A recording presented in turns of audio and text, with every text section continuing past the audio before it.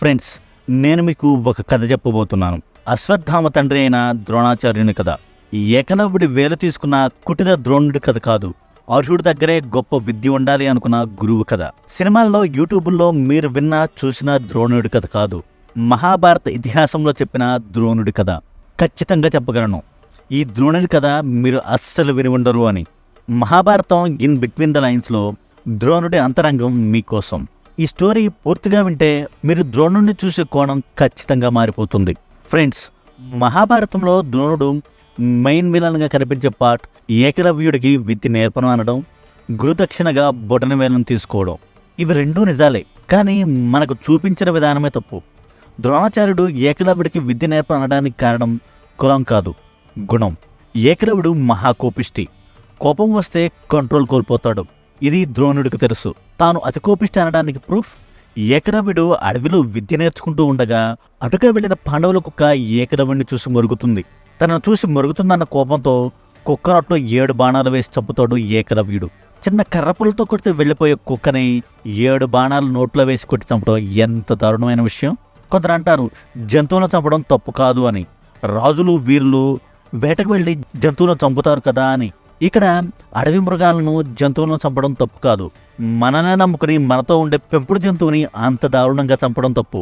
అయితే ఇక్కడ అందరూ ఏకలవ్యుడి విలువిద్య పరాక్రమాన్ని చూశారు.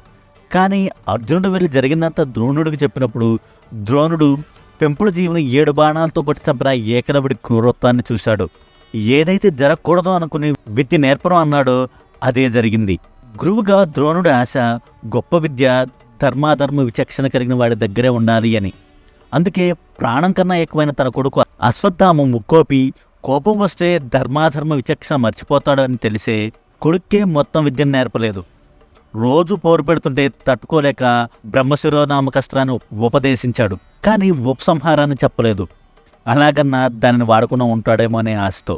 ప్రాణప్రదమైన కొడుక్కే కోపం వల్ల అనర్హుడని విద్య నేర్పినవాడు అదే ఉన్మాదంతో ఉండే ఏకలవ్యుడి దగ్గర అంత గొప్ప విద్య ఉంటే ఎలా ఒప్పుకుంటాడు? అందుకే గురుభక్తిని అడ్డంగా పెట్టుకుని తన బొటన వేలను తీసుకున్నాడు. ద్రోణుడు ఎంత గొప్పవాడంటే పరశురాముడి దగ్గర విద్య నేర్చుకుని వచ్చిన తర్వాత మిగతా విద్యను ద్రోణుడి దగ్గర నేర్చుకున్నాడు కర్ణుడు. ఇక్కడ కులమే గొప్ప అనుకుంటే కర్ణుడు కూడా విద్య నేర్పేవాడు కాదు కదా. రెండవది, తనకి ద్రోణుడు చేసిన అవమానాన్ని భరించలేక ద్రుపదుడు ద్రోణుడిని చంపడానికే వరం ద్వారా పొందిన కుమారుడు దృష్టద్యుమ్నుడు. తనను చంపడానికే దృష్టద్యుమ్నుడు పుట్టాడు అని తెలిసిన ఎటువంటి భేదభావం లేకుండా విద్య నేర్పిన గొప్ప గురువు ద్రోణాచార్యుడు. ఇంకా ద్రోణుడి మీద ఉన్న అతిపెద్ద నింద అర్జునుడి మీద అమితమైన ప్రేమ. ఇది కూడా చాలా తప్పు. నిజం చెప్పాలి అంటే తన దగ్గర శిష్యారేఖం చేసిన వారిలో అత్యంత ప్రియమైన వాడు అశ్వత్థామ. అర్జునుడు విద్య మీద డెడికేషన్, ఫ్యాషన్ వల్ల ప్రియ శిష్యుడయ్యాడు. అర్జునుడు ఎప్పుడు ఏ అస్త్రాన్ని ఎలా వాడాలో తెలిసినవాడు. అనాలోచితంగా ఏ నిర్ణయాన్ని తీసుకోడు. ఏది ధర్మం, ఏది అధర్మం అని తెలిసినవాడు కాబట్టే తన విద్యనంతా అర్జునుడికి దారిపోశాడు ద్రోణాచార్యుడు. దీనికి ఉదాహరణ, ఉత్తర గోగ్రహణ సమయంలో గోవులను తీసుకురావడానికి అర్జునుడు వెళ్తాడు. అక్కడ కురురాజ్యానికి చెందిన అందరు వీరులు ఉంటారు. లైక్ దుర్యోధన, కర్ణ, భీష్మ, ద్రోణ లాంటి వీరులు అందరూ ఉంటారు. అందరినీ యుద్ధంలో జయించి అందరూ మూర్చిపోయేలా చేస్తాడు. కానీ ఒక్కరిని కూడా చంపడు. తన కుటుంబాన్ని అడవుల పాలు చేసిన, అందరూ మూర్చిపోయి పడి ఉన్న ఒక్కరిని కూడా ఏమీ చేయడు. కారణం, ఆ యుద్ధం చేస్తుంది గోవుల కోసం. గోవులను తీసుకురావడమే తన కర్తవ్యం. అందుకే ఎవరిని ఏమీ చేయలేదు. రెండవది, కురుక్షేత్రంలో 14వ రోజు తన కొడుకు అభిమన్యుడు చావు కారణమైన సైంధవుడిని సూర్యాస్తమయంలోగా చంపుతాను లేదా నేనే చస్తాను అని ప్రతిజ్ఞ చేసి యుద్ధానికి వస్తాడు. ఎంత ప్రయత్నించినా సైంధవుడు దొరకడు. సూర్యాస్తమయం కావస్తుంది. కొద్దిసేపట్లో సైంధవుడిని చంపకపోతే తానే ఆత్మహత్య చేసుకోవాల్సి ఉంటుంది. అయినా కూడా తను ఎక్కడా బ్రహ్మశిరోనామక అస్త్రాన్ని వాడలేదు. అంతకంటే శక్తివంతమైన పాశుపతాస్త్రాన్ని కూడా వాడలేదు.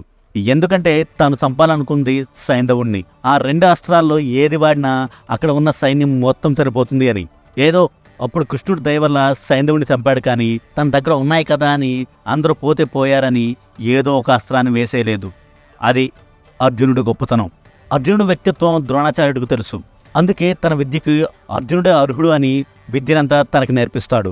ఇప్పుడు మీరు చెప్పండి ఫ్రెండ్స్, ద్రోణుడు తన విలువిద్యని తనను చూసి మురిగింది అని కుక్కని 7 బాణాలతో చంపిన ఏకలవ్యుడి దగ్గర ఉండాలా?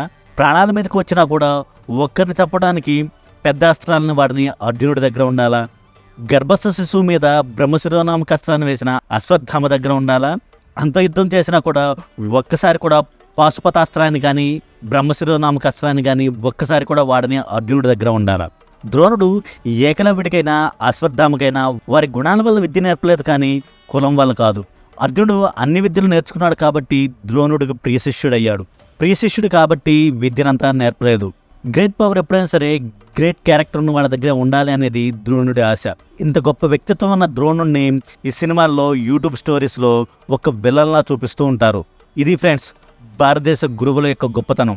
ఈ ద్రోణుడి వ్యక్తిత్వం మీకు ఎలా అనిపించిందో కింద కామెంట్స్లో తెలియజేయండి. నా ఎక్స్ప్లెనేషన్ మీకు నచ్చితే ప్లీజ్ లైక్ చేయండి, షేర్ చేయండి, మా ఛానల్ని సబ్స్క్రైబ్ చేసుకోండి. మీరు ఎవరి వ్యక్తిత్వం గురించి తెలుసుకోవాలనుకుంటున్నారో కింద కామెంట్స్లో తెలియజేయండి.